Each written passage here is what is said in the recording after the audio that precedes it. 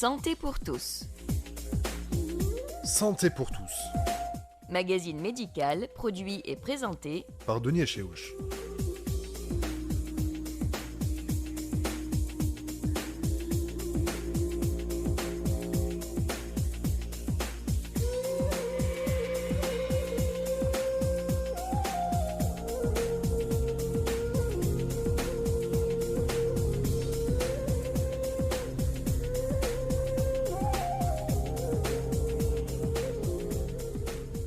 Bienvenue dans ce nouveau numéro de votre magazine médical Santé pour tous. Au sommaire de notre émission, dans Actu Santé, le point sur les thèmes et les avancées de la médecine présentés lors du congrès de la Société française de recherche et de médecine du sommeil qui vient de se tenir à Lille et lors du 4e congrès national de médecine du sommeil qui s'est tenu quant à lui à Tunis le mois dernier. Dans À la une, zoom sur les ronflements et les apnées du sommeil. Vous avez une sérieuse tendance à ronfler et vous vous sentez souvent fatigué le matin. Attention, vous souffrez peut-être d'apnée du sommeil. Ces pauses respiratoires involontaires durant la nuit sont un réel danger pour l'organisme. En plus d'altérer la qualité du sommeil, on verra que ce trouble peut augmenter les risques cardiovasculaires. Alors zoom sur cet ennemi qui frappe la nuit avec nos invités, le professeur Sanda Torki, chef de service ORL à l'hôpital des forces de sécurité intérieure de la Marsa, trésorière de la Société tunisienne de médecine du sommeil, professeur Fatma Sharfi qui est pédopsychiatre à l'hôpital Monji Slim de la Marsa, spécialiste en médecine du sommeil chez l'enfant et l'adolescent, membre de la Société tunisienne de médecine du sommeil, et le docteur Mohamed Torki qui est pneumologue allergologue, président de la Société tunisienne de médecine du sommeil, tous trois donc spécialistes du sommeil. L'actu santé.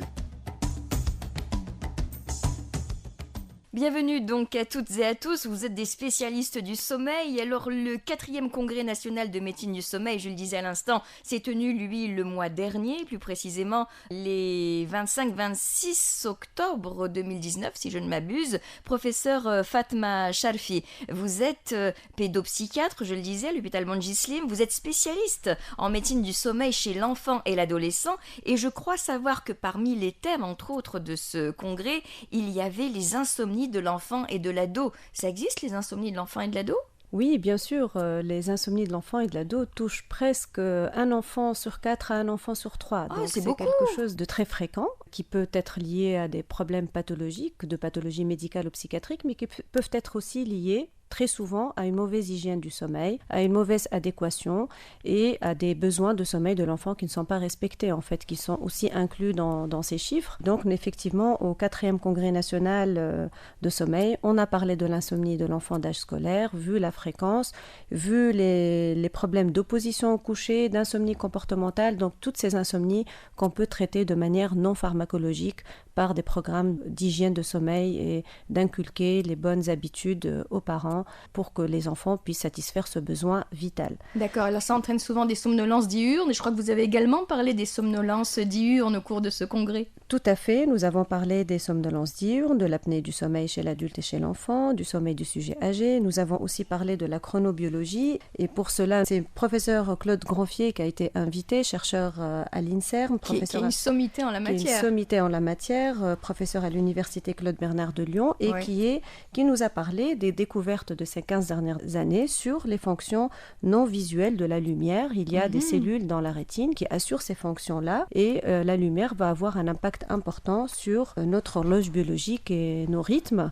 Et la grande découverte, c'est qu'une exposition le soir même de faible intensité, comme c'est le cas avec la lumière des smartphones et de tout type d'écran, vont empêcher l'endormissement, retarder l'endormissement et vont avoir une influence négative sur nos rythmes. Donc, qu'est-ce qui était conseillé donc d'arrêter de regarder ces écrans lumineux pendant combien de temps avant d'aller s'endormir ? 30 minutes à 1 heure, il faut éviter, surtout pour les insomniaques. C'est la première mesure qu'on cherche et qu'on voit. Si les adolescents souffrent d'insomnie ou les jeunes adultes, c'est une population assez à risque et ça peut s'expliquer par ce type d'exposition à la lumière, même de faible intensité. Et la deuxième découverte de ces toutes dernières années, c'est aussi l'importance du contraste entre la lumière de jour et justement le fait de ne pas s'exposer le soir. Donc il faut aussi bien s'exposer à la lumière le jour pour améliorer aussi nos rythmes et améliorer cette fonction non visuelle de la lumière. Donc, quand vous dites il faut s'exposer à la lumière le jour, c'est-à-dire il faut ne pas rester enfermé dans la pénombre. Par exemple, certains sujets âgés souffrent de problèmes de sommeil parce qu'ils ne sont pas actifs, ils ne sont pas assez exposés à la lumière. Donc on a aussi parlé des problèmes d'insomnie des sujets âgés qui peuvent être aussi liés à une mauvaise exposition et à d'autres facteurs d'ailleurs. Il n'y a pas que ça. Mais ces découvertes de ces dernières années, en tout cas, nous apportent un plus pour traiter l'insomnie et comprendre les problèmes de retard de phase chez les jeunes et les problèmes de mauvaise adéquation. Écoutez, ça s'annonce passionnant et on pourra en faire le sujet d'une prochaine émission. Oui, avec plaisir. Oui, je compte sur vous. Docteur Mohamed Torki, donc vous êtes le président de la Société tunisienne de médecine du sommeil et là, vous rentrez de Lille où s'est tenu le congrès de la Société française de recherche et de médecine du sommeil. Alors, vous nous revenez avec des nouvelles médicales et scientifiques. Quelles avancées de la médecine? Racontez-nous. En fait, les avancées sont nombreuses. Et on a parlé pendant ce congrès des nouvelles avancées dans la physiologie du sommeil et la physiopathologie des troubles du sommeil qui peuvent avoir bientôt des implications thérapeutiques pour ces patients. On a parlé aussi du contrôle des traitements par la PPC, qui est la pression positive continue. C'est-à-dire ?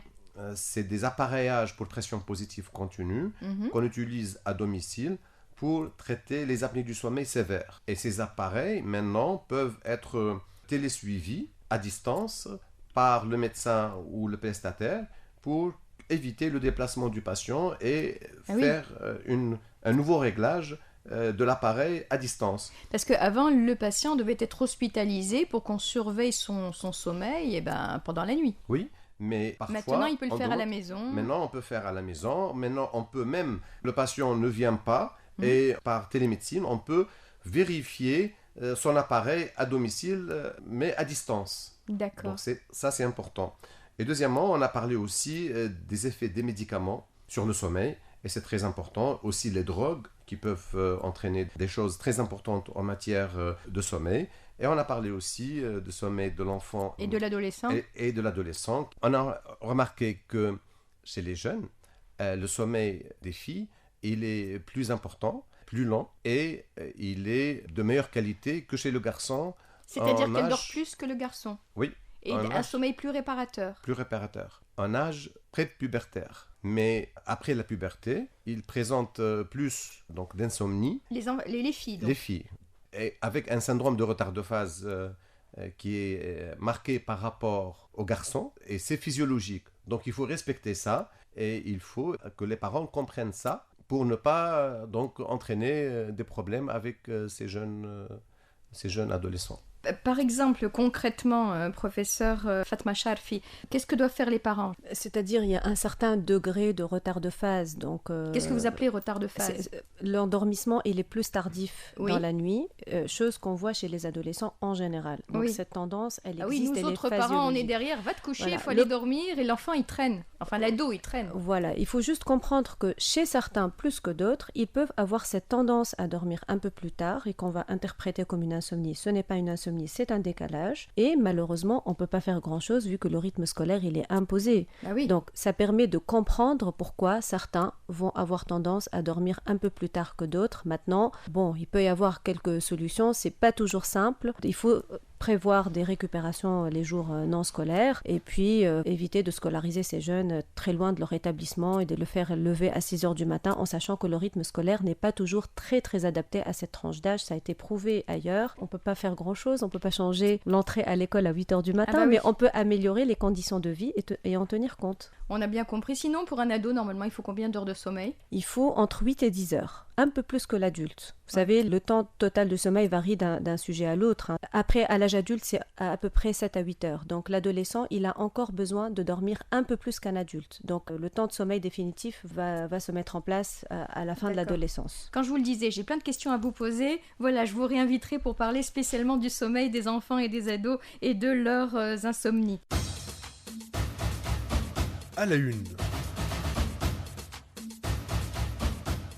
En plus d'être gênants pour le conjoint, les ronflements peuvent être le symptôme d'une altération de l'état de santé qu'il convient de repérer et de soigner. L'apnée du sommeil est par exemple un trouble grave pouvant causer des ronflements. Alors tout de suite, zoom sur les liens existants entre ces nuisances sonores et l'apnée du sommeil. Je me tourne vers vous, professeur Sanda Torki, vous êtes chef de service ORL à l'hôpital des forces de sécurité intérieure de la Marsa, vous êtes trésorière aussi de la Société tunisienne de médecine du sommeil. Alors dites-nous, si on essayait de définir ce que vous autres médecins vous appelez la ronchopathie et que nous autres on appelle tout simplement les ronflements, qu'est-ce que les ronflements, en quoi consiste-t-il? La ronchopathie, d'abord, c'est l'ensemble des signes, justement, qui sont provoqués par le ronflement nocturne, évidemment. Le ronflement nocturne, c'est un bruit respiratoire qui survient pendant le sommeil et qui n'est pas perçu par le malade. Évidemment, il est perçu par le conjoint,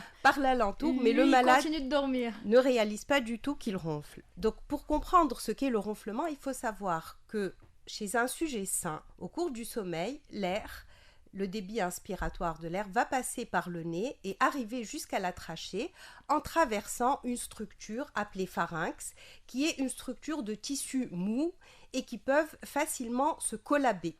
Donc, rétrécir cette filière par où va passer l'air. Alors, chez un sujet sain, il existe un équilibre qui va faire que, même pendant l'inspiration, alors que les pressions deviennent négatives, il va y avoir un équilibre pour maintenir cette filière large par la contraction des muscles dilatateurs du pharynx. Donc ce sont des muscles qui vont maintenir cette filière aérienne béante pour permettre le passage de l'air. Oui. Donc au moment du ronflement, quand le sujet ronfle, ce bruit est provoqué par une résistance au passage de l'air qui va faire vibrer toutes ces structures muqueuses molles et donc donner le bruit du ronflement, d'ailleurs qui peut atteindre des intensités très importantes. Ah mais il paraît, ça peut atteindre 80 décibels, on m'a dit. Voire 90 à 100. C'est en fait, imaginez, c'est le bruit d'un camion qui passe à côté de vous. Oui. Quoi. C'est un bruit qui est vraiment, vraiment dérangeant. Même pour les alentours, des fois d'une pièce à une autre, on entend le ronfleur.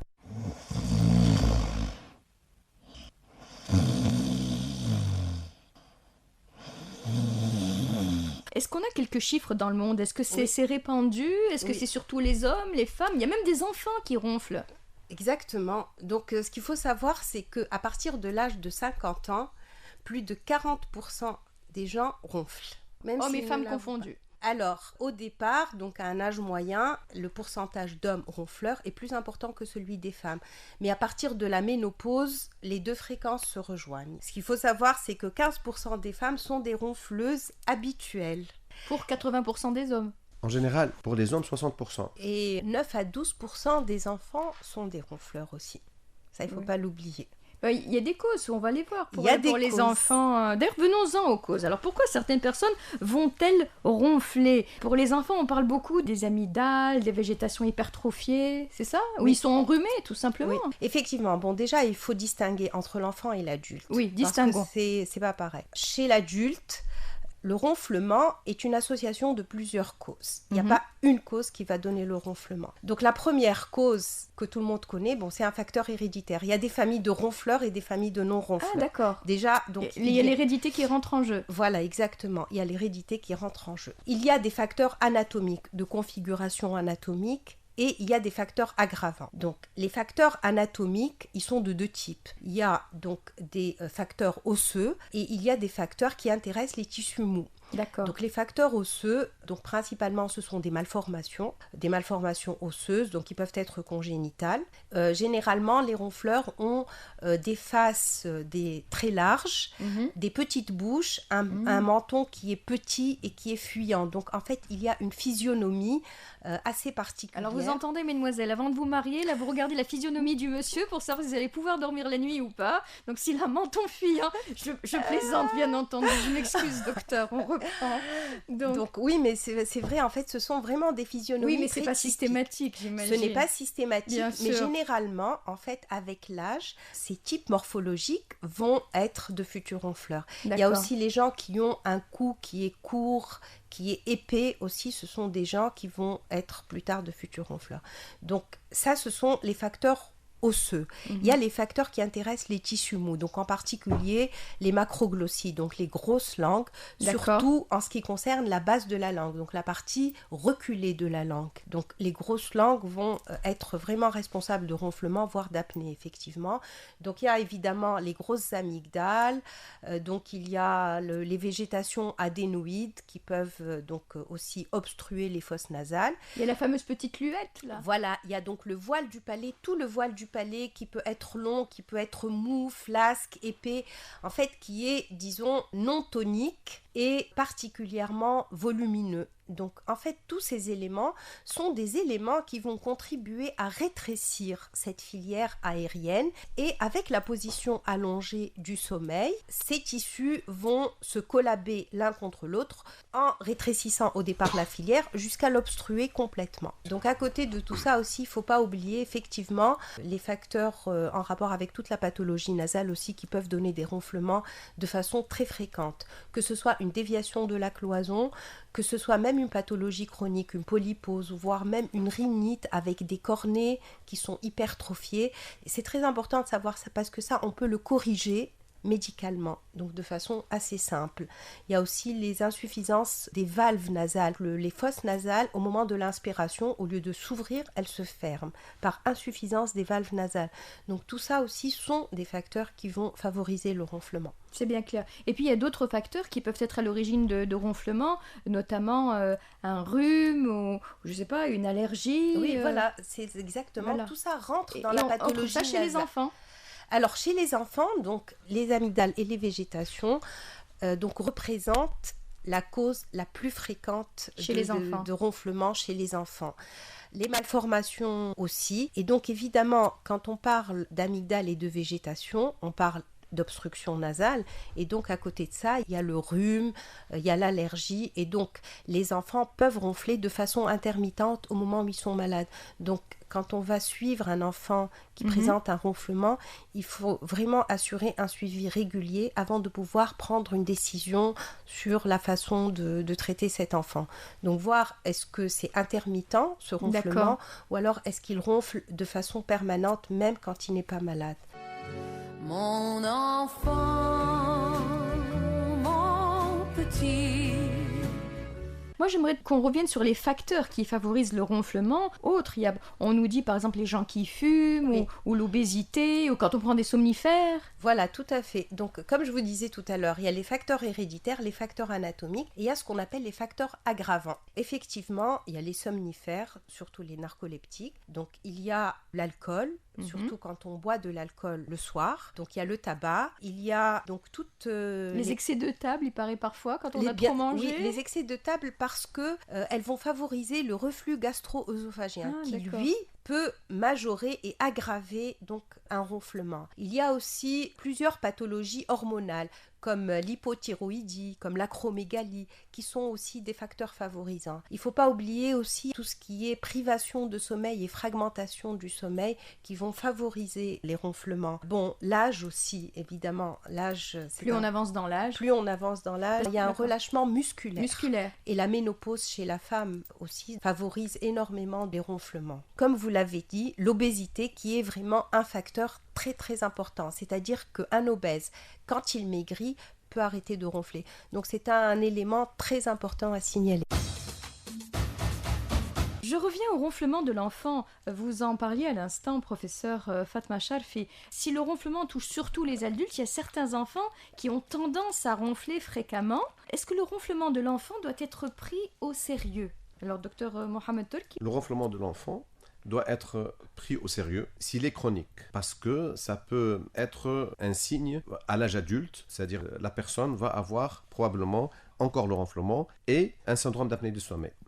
C'est pour cette raison que lorsque le ronflement chez l'enfant est chronique, il faut essayer de chercher pourquoi il ronfle, et dans certains cas, ça peut entraîner petite modification qu'on va en parler tout à l'heure, au niveau de la bouche, qui vont entraîner qu'à l'âge adulte, on peut avoir des apnées du sommeil. Il paraît que lorsque les parents fument, le risque de ronfler est augmenté de 60% chez l'enfant. Oui, effectivement. Donc c'est le tabagisme passif chez l'enfant qui est très très important. Et les parents qui fument en fait devraient au moins fumer dehors et pas dans la même chambre que l'enfant. Et un enfant qui ronfle a-t-il une propension aux maladies respiratoires ? Évidemment, en fait, il va avoir une propension aux maladies respiratoires déjà parce que ce ronflement déjà il signifie un problème respiratoire. Il peut donc déjà rien que par une obstruction nasale qui va contaminer les bronches. Généralement, les gens qui présentent des rhinites répétées vont développer des pathologies respiratoires de façon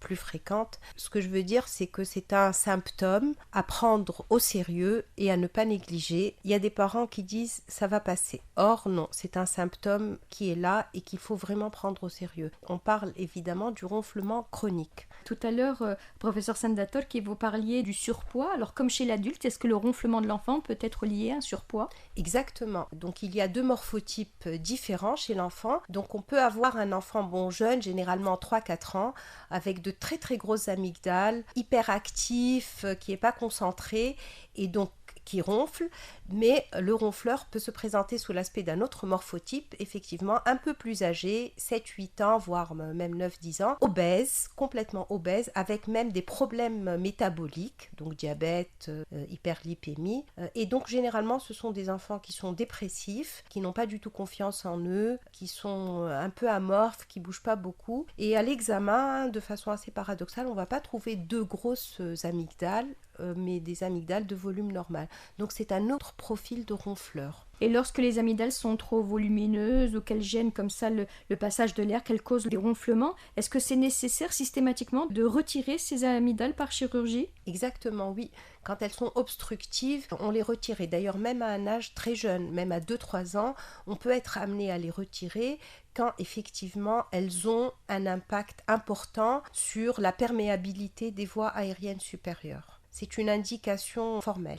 Il arrive, je m'adresse à vous, la professeure Fatma Acharfi, qu'on vous amène des enfants qui dorment mal parce qu'ils ronflent et qu'après, vous vous rendiez compte que c'est un problème ORL. Tout à fait. Les enfants apnéiques, par exemple, quand l'apnée retentit sur la qualité du sommeil, va alléger le sommeil et l'enfant, il est en quelque sorte, il a un sommeil qui n'est pas réparateur et qui n'est pas de bonne qualité. Ça va entraîner des symptômes comportementaux, attentionnels, parfois même d'ordre émotionnel. Donc c'est des enfants qui vont être irritables, qui vont être parfois un peu hyperactifs, qui vont avoir des troubles attentionnels et donc effectivement ils peuvent arriver chez nous et la première chose d'ailleurs qu'on regarde quand les enfants ont des problèmes d'attention et de difficultés au niveau des performances scolaires, on va regarder le sommeil et on va être attentif aussi bien aux problèmes de privation de sommeil comme je l'ai dit tout à l'heure, mais aussi aux problèmes d'apnée de sommeil et tout ce qui touche la qualité et la quantité du sommeil de l'enfant, voilà, et qui peut s'exprimer par ces symptômes attentionnels et comportementaux. Les ronflements s'accompagnent parfois d'apnées du sommeil. Les apnées du sommeil, venons-en. Quel lien existe-t-il entre ronflement et apnée du sommeil et surtout en quoi consiste le syndrome d'apnée du sommeil ? Docteur Mohamed Torki. La relation entre ronflement et apnée du sommeil, elle existe, mais pas dans tous les cas. C'est-à-dire que environ 15 à 20% des gens ronfleurs peuvent faire des apnées du sommeil, mais le reste ne font jamais d'apnée du sommeil. Il y a beaucoup de gens qui ont des apnées du sommeil et qui ne ronflent pas. En fait, on peut avoir ces cas-là, par exemple, chez des gens qui ont une insuffisance cardiaque ou une insuffisance rénale, et ces maladies peuvent entraîner une apnée du sommeil, un syndrome d'apnée du sommeil, sans que ça soit ronflement. Donc, le ronflement n'est pas obligatoire. D'accord, c'est pas systématique. C'est pas systématique. Comme les antibiotiques. Voilà, mais 90% des apnéiques ont un ronflement, comme aussi 90% des gens qui ont un syndrome d'apnée de sommeil présentent une somnolence diurne. Donc, c'est le symptôme le plus fréquent en cas d'apnée du sommeil. On va venir aux symptômes. Voilà. Moi, j'aimerais que vous nous expliquiez, en fait, c'est quoi l'apnée du sommeil ? C'est des gens qui s'arrêtent de respirer comme ça pendant la nuit ? Il y a des arrêts d'air ? Oui, tout à fait. L'apnée du sommeil, c'est des arrêts respiratoires répétés pendant la nuit, qui durent quelques secondes, qui vont se répéter pendant toute la nuit, la majeure partie de la nuit, et qui vont entraîner donc une modification au niveau du sommeil, et une modification de l'hématose. L'hématose qui est les échanges gazeux au niveau respiratoire, c'est-à-dire un manque d'oxygène et une augmentation du CO2 dans le sang. Il faut que tu respires. Ça provoque comme une asphyxie et ça entraîne des micro-réveils en fait. Oui, tout à fait. En fait, à la suite d'une apnée, au moment de la reprise ventilatoire de façon systématique, il y a un micro-éveil, c'est-à-dire pendant quelques millisecondes, un éveil cortical au niveau cérébral, mais la personne n'est pas éveillée et ça va entraîner donc une modification de l'architecture du sommeil et une mauvaise qualité du sommeil et la personne va se réveiller le matin avec plusieurs symptômes. Il faut que tu respires. Mais lorsqu'il y a des arrêts respiratoires, lorsqu'il y a un défaut d'oxygénation de l'organisme, on pense tout de suite notamment au cerveau, c'est pas grave? C'est grave pour le cerveau et pour le cœur, essentiellement. Mais en fait, c'est pour tout le corps. Mais le cerveau et le cœur utilisent beaucoup d'oxygène pour le fonctionnement et le manque d'oxygène répété pendant la nuit à cause d'apnée répétée va entraîner une modification au niveau du fonctionnement de ces organes, le cerveau et le cœur, et ça peut donner des problèmes. Par exemple, des problèmes au niveau du cœur, par manque d'oxygène, mais aussi une hypertension artérielle, mais aussi des accidents vasculaires cérébraux et d'autres problèmes. C'est dû à quoi ces apnées du sommeil? Quelles en sont les causes finalement? Comment on peut l'expliquer? L'explication de l'apnée du sommeil est assez simple. En fait, lorsqu'il y a une diminution de la lumière pharyngée du passage de l'air, cette diminution va entraîner une hyperpression au niveau des voies aériennes. Et cette hyperpression au moment du réflexe d'inspiration, qu'on appelle réflexe de succion, donc on va aspirer l'air dans les poumons, il y a parfois un collapsus au niveau des voies aériennes, au niveau du pharynx, qui va entraîner que les muscles pharyngés vont entraîner une fermeture au niveau des voies aériennes et la personne ne peut plus faire passer de l'air de la bouche et du nez vers les bronches. Donc ce qui va entraîner un arrêt respiratoire qui ne dure heureusement que quelques secondes, 10 à 20, 30, parfois une minute. Parfois une minute 30, mais c'est très rare. Mais en généralement, c'est 10, 20 ou 30 secondes. Et tout de suite après, il y a un réflexe cérébral qui va entraîner qu'il y a une ouverture brutale au niveau de ces voies aériennes supérieures et une reprise ventilatoire, donc une reprise de l'oxygénation jusqu'à la prochaine apnée. Ça répète pendant toute la nuit et ça entraîne beaucoup de modifications au niveau de l'oxygénation. Alors, qui est touché? Est-ce qu'il y a une population cible? Professeur Sanda Torki. En ce qui concerne les apnées du sommeil, c'est un peu semblable au ronflement. Donc, c'est un peu la même population qui va être touchée, mais dans des proportions moindres, évidemment, que le ronflement. Donc, ça va toucher les hommes plus que les femmes et ça va toucher les sujets âgés, donc beaucoup plus que les jeunes. Ce qu'il faut savoir, c'est qu'à peu près 20% des sujets âgés font des apnées du sommeil. C'est très important de pouvoir donc les dépister pour ne pas augmenter la précarité de leur santé, quoi. Bon, en ce qui concerne les enfants, 2 à 3% des enfants présentent des apnées du sommeil. Mais donc généralement, comme je vous l'ai dit tout à l'heure pour le ronflement, il peut s'agir tout simplement d'amygdale et de végétation. Et après l'opération, tout rentre dans l'ordre. D'accord. En ce qui concerne les apnées du sommeil, est-ce qu'on a quelques chiffres? Est-ce que c'est fréquent? Les dernières publications de l'OMS montrent qu'environ 1 milliard de personnes présentent des apnées de sommeil. Ah, quand même. Qui ne sont pas toujours graves, qui nécessitent un traitement, mais quand même, il faut savoir que c'est quelque chose de très fréquent et que environ 25% de la population adulte, à partir de l'âge de 18 ans, présente un syndrome d'apnée du sommeil selon les différentes études dans les différents pays. Et que les cas sévères, ils nécessitent une thérapeutique vraiment très codifiée et obligatoire.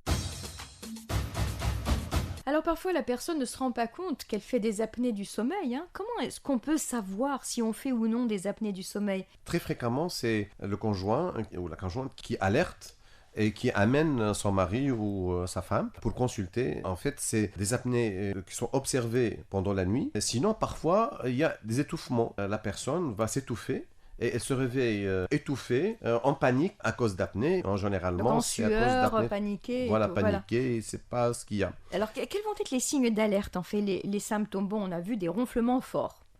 Forts. Mais pas systématiquement, vous avez dit. Oui, disons 99% des gens ronflent, mais il y a certains qui ne ronflent pas. Donc, il faut savoir ça. Mais c'est surtout, le plus important, c'est de remarquer qu'ils font des apnées ou bien qu'il s'éveille. Si c'est quelqu'un qui est célibataire, qui dort tout seul, comment il va s'en rendre compte? C'est surtout les symptômes diurnes. D'abord, j'aimerais bien parler des symptômes nocturnes, parce que voilà, un sommeil agité. Par exemple, quelqu'un qui se réveille la nuit pour une nicturie. Il va souvent uriner la nuit, même en dehors de tout problème prostatique. Et le matin, il va se réveiller fatigué, avec mal à la tête, qui persiste pendant toute la matinée, et surtout une fatigue très intense, qui ne part pas très rapidement, et parfois, très fréquemment, une somnolence dans la journée. Nous, en Tunisie, on dit que la somnolence, ce n'est pas quelque chose d'important, mais en fait, la somnolence est toujours pathologique si elle est chronique. Des gens qui ont de façon chronique une fatigue et une somnolence dans la journée, ou surtout lorsqu'ils font des accidents répétés, accidents de la route. On a des chiffres, je crois savoir, professeur Sanda Torki. Suite à ces somnolences diurnes, il y a des gens qui s'endorment comme ça au volant ou bien qui sont moins attentifs et ça provoque des accidents de la route. Oui, effectivement, en fait, ce qu'il faut savoir, c'est que les syndromes d'apnée du sommeil sont responsables de 25% des accidents de la voie publique dans la littérature, en fait. D'accord. Sur certaines séries. C'est quand même important. Il ne faut pas du tout négliger, donc surtout chez les professions sensibles, donc comme les conducteurs. Qui sont souvent au volant, de par leur métier. Tout à fait. Alors les autres signes d'alerte, on nous parle, tout à l'heure vous l'aviez dit, Dr Mohamed Torki, l'HTA, l'hypertension artérielle. Oui, en fait, il y a des gens qui ont de l'hypertension artérielle qui ne s'améliorent pas par les médicaments, ou bien elle reste instable. Et 80% de ces patients présentent un syndrome d'apnée de sommeil. Donc le syndrome d'apnée de sommeil est l'une des causes de l'hypertension artérielle actuellement reconnue par l'OMS.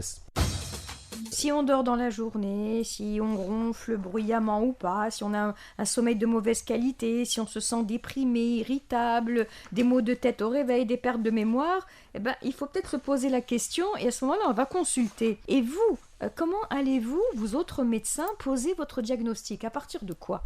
Avant de poser le diagnostic, il faut vérifier qu'il n'y a pas de problème ORL. C'est très important parce que parfois il y a des obstructions qui peuvent être enlevées ou améliorées sans aller directement faire des explorations. Pour confirmer le diagnostic, il y a des explorations, des enregistrements de sommeil pendant la nuit. Ces enregistrements qui vont enregistrer à la fois la respiration, le renflement bien sûr, mais surtout l'oxygène, la fréquence cardiaque, la position du corps et le sommeil du sujet. C'est les nouveautés dont vous nous parliez tout à l'heure, dont vous avez parlé au congrès, ça peut se faire à distance. Le monsieur, il est chez lui, il dort et on peut enregistrer son sommeil, surveiller son sommeil. En fait, on peut enregistrer chez lui. Maintenant, il y a de petits appareils où on peut enregistrer ses patients. Il ramène l'appareil, ou bien on cherche l'appareil le matin. Qui va être décrypté par le spécialiste. Voilà, qui va être décrypté par le spécialiste et on cherche le syndrome d'apnée de sommeil. Mais on rassure tout le monde, c'est pas parce qu'on ronfle ou qu'on dort mal ou qu'on se sent fatigué que l'on souffre forcément d'apnée du sommeil. On est bien d'accord? Tout à fait, bien sûr. Il y a beaucoup d'autres facteurs qui peuvent entraîner des problèmes de sommeil ou des problèmes de manque de concentration ou d'irritabilité qui n'ont rien à voir avec l'apnée du sommeil.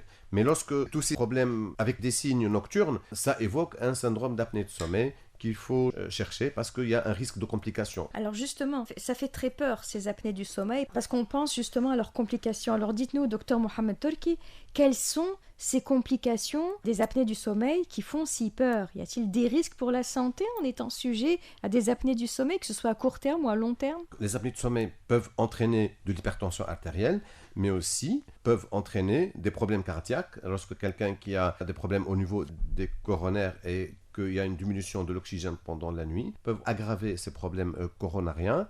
Et il y a aussi des accidents vasculaires cérébraux. Et surtout, actuellement, de plus en plus on remarque ça, c'est des troubles du rythme cardiaque. Les apnées de sommeil peuvent être à l'origine de troubles ou aggraver des troubles de rythme cardiaque qui sont difficiles à traiter. C'est pour cette raison, donc, il faut chercher l'apnée du sommeil pour améliorer le traitement de ces troubles du rythme cardiovasculaires. Pourquoi battait mon cœur? Professeur Fatma Sharfi, à cause des apnées du sommeil chez les enfants, puisqu'on a vu que ça existe aussi chez les enfants, pour un petit pourcentage, professeur Sanda Torki. Oui, 2 à 3% des enfants. C'est très peu, mais ça existe quand même. Alors moi, la question que je pose, chez les enfants, est-ce que leur sommeil va s'en trouver dégradé et quelles vont en être les conséquences chez les enfants? Alors justement, la spécificité chez l'enfant, c'est que les conséquences diurnes, qui sont habituellement la somnolence, la somnolence, elle peut se voir chez l'enfant. Donc là, j'ouvre une parenthèse. En temps normal. Si un enfant fait la sieste au-delà de 6-7 ans, ce n'est pas normal. Un enfant au-delà de 6-7 ans, normalement, ne fait pas de sieste. Ah, d'accord. Voilà, donc si un enfant s'endort la journée en classe, il faut s'inquiéter, il faut chercher pourquoi il fait la sieste, ça veut dire qu'il ne dort pas bien. La deuxième chose, la spécificité chez l'enfant, c'est que quelquefois, c'est les troubles du comportement qui vont être les symptômes diurnes de l'apnée du sommeil. Une irritabilité une hyperactivité, des D'accord. enfants qui sont irritables, qui sont un peu hyperactifs. Donc ce sont des manifestations comportementales qui vont venir exprimer cette gêne et cette fatigue au lieu de la somnolence. Mon enfant, mon petit. Donc on l'a bien compris, l'apnée du sommeil n'est pas un problème à négliger puisque les insomnies, la somnolence ou la fatigue ne sont pas les seules conséquences possibles. On a vu qu'à long terme, ce trouble peut entraîner des risques cardiovasculaires, de l'hypertension artérielle. Il est donc important de traiter au plus vite ce problème. D'où ma question, comment traite-t-on les apnées du sommeil? Et là, je me tourne vers vous, professeur Sanda Torki. D'abord, comme on a vu qu'il s'agissait d'un obstacle, donc il faut évidemment trouver cet obstacle-là. Donc ça, c'est notre mission à nous, en tant qu'ORL, de faire un examen de façon vraiment très méthodique pour donc voir les différentes étapes par lesquelles va passer l'air et pour essayer de rechercher un, voire des fois plusieurs obstacles. Donc l'examen ORL doit être systématique. Donc c'est une pathologie qui va mettre en jeu différentes spécialités et c'est avec cette collaboration qu'on va pouvoir convenablement prendre en charge le malade. Donc on fait un examen méthodique, on examine avec des endoscopes pour voir toutes les régions, même celles qui sont inaccessibles, c'est-à-dire les régions qui nécessitent ce qu'on appelle un nasofibroscope qui va donc passer par le nez et arriver à toutes les régions du pharynx, donc pour bien voir si c'est rétréci. Vous allez faire peur à nos auditeurs, ils ne vont pas venir se faire ausculter là. Ce sont des examens qui sont indolores, qui sont anodins, qui sont très rapides et qui sont riches de renseignements. Parfois, dans certaines situations, surtout quand on a en tête de proposer une chirurgie, on peut faire ce qu'on appelle une endoscopie du sommeil, c'est-à-dire qu'on anesthésie le malade, c'est comme si on prenait un instantané photo. On reproduit un tout petit bout de nuit pour essayer de voir ce qui se passe au niveau de ses voies aériennes supérieures. Mais lorsque vous l'anesthésiez, c'est pas les mêmes cycles du sommeil, il n'y a pas le sommeil paradoxal, etc. Tout à fait, exactement. Non, c'est l'endoscopie sous sommeil induit. Donc on essaye d'utiliser des produits qui vont simuler le plus possible un sommeil normal et déjà ça va nous donner des renseignements. Donc on va vraiment voir quelle est la zone qui vibre lors du ronflement et on va voir le rétrécissement.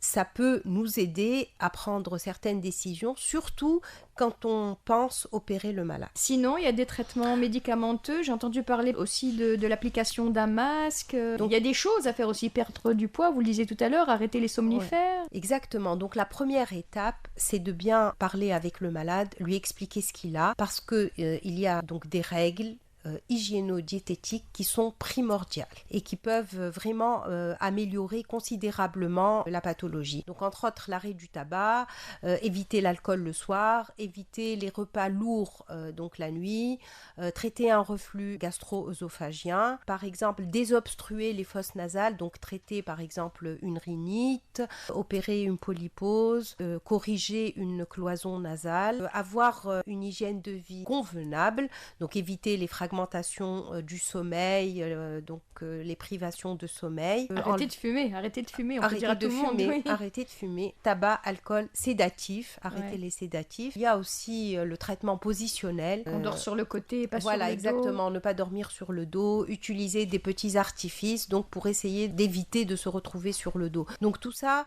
sont des mesures qui vont énormément aider, surtout si le malade les respecte. D'ailleurs, en elle-même, la perte de poids est fondamentale. Et qu'en est-il des appareillages? J'ai entendu dire que parfois on mettait un appareil pour aider à supprimer ces apnées du sommeil. Oui, tout à fait. Parfois on met un masque nasal. Donc en fait, c'est un appareil qui donne de la pression positive continue, en fait de l'air comprimé qui passe à travers un tuyau sur le nez par un masque nasal. Cet air va entraîner une ouverture permanente des voies aériennes supérieures pour éviter l'obstruction de ces voies aériennes. Ce traitement existe en Tunisie. Il y a quelques milliers de personnes qui utilisent cet appareil en Tunisie. Ouais. À mon avis, il y a au moins 20 000 personnes actuellement qui utilisent cet appareil et peut-être 100 millions de personnes dans le monde qui utilisent cet appareil. C'est un appareil tout petit et qui aide, donc il n'y a plus de ronflement, il n'y a plus d'apnée. Pour les cas graves, cet appareil est utilisé pour les cas graves, sévères, lorsqu'il y a une obstruction au niveau des voies aériennes. Mais 5% des apnées du sommeil ne sont pas liées à un problème d'obstruction, c'est des apnées centrales liées à une insuffisance cardiaque ou insuffisance rénale plus rarement. Donc, dans ce cas, améliorer le traitement de l'insuffisance cardiaque par les médicaments va entraîner une amélioration de ces cas-là. Mais parfois, on est obligé d'utiliser d'autres types d'appareils pour améliorer ces apnées centrales. Professeur Sanda Torki. Oui, en fait, donc je voudrais dire un mot sur le traitement chirurgical des apnées du sommeil, quand même qui garde une place importante, parfois même chez les patients qui ont la CPAP, donc la pression positive continue. Donc notre examen ORL effectué donc, va nous permettre donc, de dépister l'obstacle. Certains obstacles donc, sont faciles à corriger. Par exemple, tout ce qui est au niveau de l'oropharynx, donc enlever les amygdales, bon, principalement chez les enfants, mais même chez les adultes, et effectuer un geste sur le voile du palais, donc en réséquer un petit bout, suspendre de façon latérale. Donc il y a donc beaucoup de techniques chirurgicales. Mais il paraît que c'est douloureux tout ça. Effectivement, mais bon, on prend les précautions, on donne des antalgiques et ça passe. C'est comme une amygdalectomie banale. Donc l'objectif de ce type d'intervention est d'élargir la filière aérienne. Donc il existe plusieurs techniques, c'est-à-dire on peut utiliser le bistouri froid, donc la chirurgie classique. Il y a le laser. Le laser, effectivement, et il y a même la radiofréquence, donc la coblation, mais aucune technique n'a fait preuve de supériorité par rapport à l'autre. Donc c'est un petit peu similaire. Donc à côté de cette chirurgie des tissus mous, il y a un mot sur la chirurgie des bases osseuses qui est très importante parce que des fois on a des sujets jeunes donc, et qui ont justement un problème au niveau des bases osseuses et qui refusent la machine de pression positive continue et chez qui on peut proposer ce qu'on appelle une avancée mandibulaire qui va permettre d'élargir un peu donc la boîte aérienne, donc qui peut Vous allez les opérer au niveau de la mâchoire ? Exactement, en fait, bon, ce sont des incisions par voie endobuccale, donc on casse la mâchoire et on l'avance en avançant le menton. Donc tout ça va permettre d'élargir l'arrière-gorge. Mais là, vous allez bien étudier s'il y a bénéfice ou pas pour le patient, parce que c'est une grosse opération, ça. Exactement, en fait, mais c'est une opération qui donne de bons résultats chez des sujets jeunes. Donc, il faut que les sujets soient âgés de moins de 65 ans et n'aient pas vraiment de tard. Donc, il y en a quelques-uns qui sont candidats à ça. D'accord. Juste pour les personnes super obèses, c'est très important. Ils peuvent être opérés par la chirurgie bariatrique. Et c'est très important, cette chirurgie. Pour certains patients, si elle est bien indiquée, elle va entraîner une amélioration de l'apnée de sommeil, même pour les cas très sévères. Donc, dans certains cas bien indiqués, on peut utiliser la chirurgie de l'amaigrissement ou la chirurgie bariatrique très efficace. Est-ce qu'on peut prévenir finalement ces apnées du sommeil et leurs risques sur la santé ? C'est la prévention des facteurs dont on a parlé, c'est-à-dire perdre du poids Effectivement. C'est-à-dire c'est très important. Surtout les familles de ronfleurs ou d'apnéiques, généralement peuvent donc prendre des précautions, ne pas fumer, justement éviter de prendre du poids, garder un poids stable. Et puis avoir une hygiène de sommeil vraiment convenable parce que ça aide beaucoup justement à s'éloigner de tout ça. J'ajouterais, puisque c'est un continuum du ronflement à l'apnée du sommeil sévère de l'enfance à l'âge adulte, on insiste sur la prévention dès l'enfance. Éviter d'utiliser beaucoup la sucette chez les enfants et surtout, ne jamais utiliser la succion du pouce pendant longtemps chez certains enfants, et ça favorise les apnées de sommeil à l'âge adulte. C'est très important, il y a des modifications au niveau de la bouche qui peuvent se former et qui vont entraîner des apnées du sommeil. Donc, en conclusion, s'il y a une personne qui ronfle, on a bien compris qu'elle est fatiguée, qu'elle somnole dans la journée, qu'elle est irritable, il ne faut vraiment pas hésiter à consulter le médecin. Et surtout, pour éviter les complications cardiovasculaires, surtout l'hypertension artérielle, c'est très important. Et éviter chez l'enfant, lorsqu'il y a une obstruction nasale chronique où il y a une malformation, où il suce beaucoup le pouce, il faut penser à enlever toutes ces manies pour éviter à l'âge adulte le syndrome d'apnée du sommeil. Juste un mot, en fait. Ce qu'on remarque aux consultations, c'est qu'il y a beaucoup de gens qui ont du mal à parler de ça parce qu'ils s'habituent progressivement. C'est un processus qui s'installe de façon très progressive. Et donc, il faut savoir, moi personnellement, je reconnais sur l'aspect de la personne et il faut savoir poser les questions qu'il faut, demander s'il y a une somnolence diurne ou pas et pour pouvoir orienter le malade. Donc il faut vraiment aller chercher le malade. Fais pas ci, fais pas ça. Fais pas ci, fais pas ça. Des gestes à éviter en matière de santé. Alors tout de suite, le fais pas ci, fais pas ça. Comme d'habitude, en tour de table, je vais vous demander de tirer la sonnette d'alarme sur des habitudes à proscrire en matière de santé. Et puis, chacune d'entre vous, à tour de rôle, va dénoncer un mauvais geste, une attitude qui peut entraîner des conséquences graves pour la santé. Et je commence avec vous, Monsieur le Président. Vous êtes président de la Société tunisienne de médecine du sommeil, docteur Mohamed Torki. Si j'ai un conseil à donner, c'est d'éviter l'automédication en matière de ronflement et d'apnée du sommeil.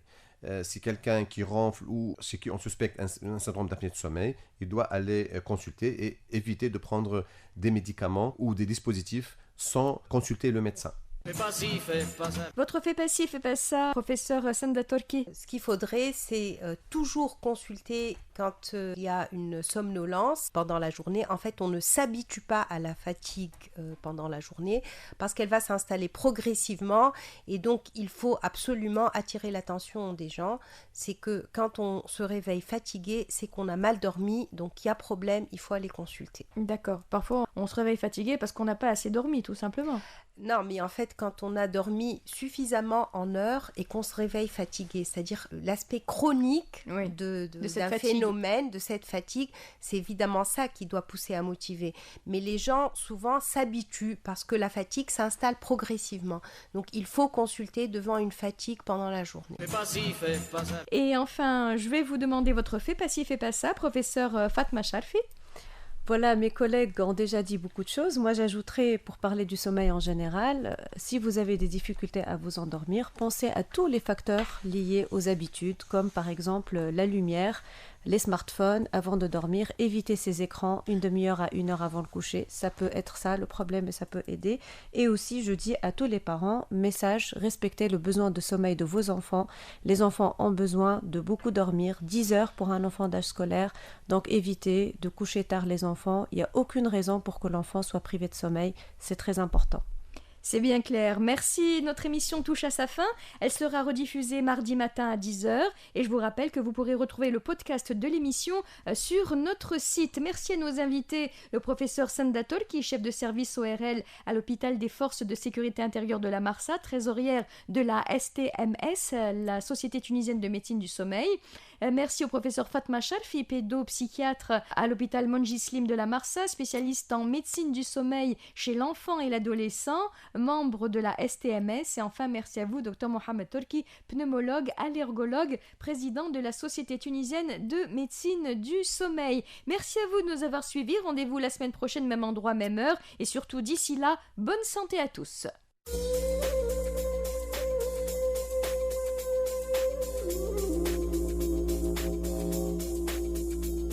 Santé pour tous. Santé pour tous.